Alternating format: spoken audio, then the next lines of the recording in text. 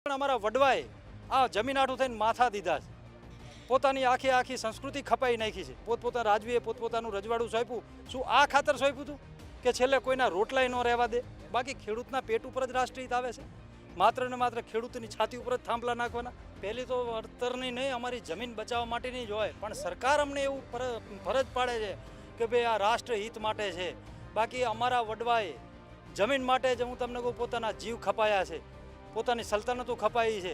તમે ઇતિહાસ ઢંઢોળીને જોઈ લો, રાજસ્થાનથી માંડીને અમે રાજસ્થાનથી જ ઉતરેલા છીએ.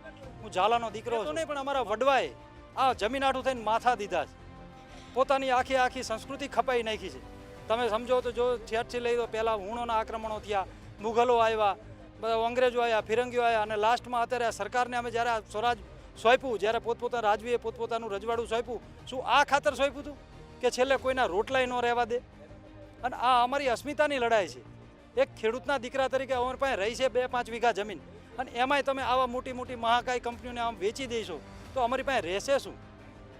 અમે માત્ર સરકારને એક જ રજૂઆત કરી છે કે ભાઈ કેટલાય ખરાબા પડ્યા છે, કેટલી એવી જમીનો પડી છે, તો તમે ત્યાં સર્વે કરો. જે જમીન ખેતી ઉપયોગી નથી એવી જગ્યાએ આ લાઈન પસાર કરો અને ત્યાં રાષ્ટ્રહિતને એવી રીતે જોગવાઈ કરો. બાકી ખેડૂતના પેટ ઉપર જ રાષ્ટ્રહિત આવે છે, માત્ર ને માત્ર ખેડૂતની છાતી ઉપર જ થાંભલા નાખવાના.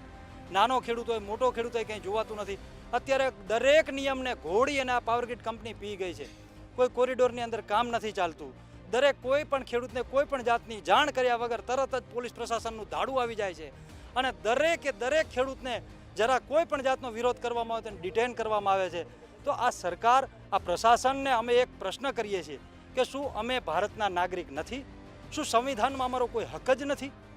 બીજી વાત મારી કે સરકારશ્રીને અમે એક કહીએ છીએ કે જ્યારે કોઈ પણ નાનો કોઈ વ્યક્તિ કે કોઈ પણ જાતનું કાયદાનું ઉલ્લંઘન કરે ત્યારે એની ઉપર કાયદાની રૂએ કોઈ પણ જાતની કાર્યવાહી કરવામાં આવે છે. તો શું આ મોટી કંપનીઓ અત્યારે કોઈ પણ કાયદાનું બંધારણને ઘોડીને પી ગયા છે?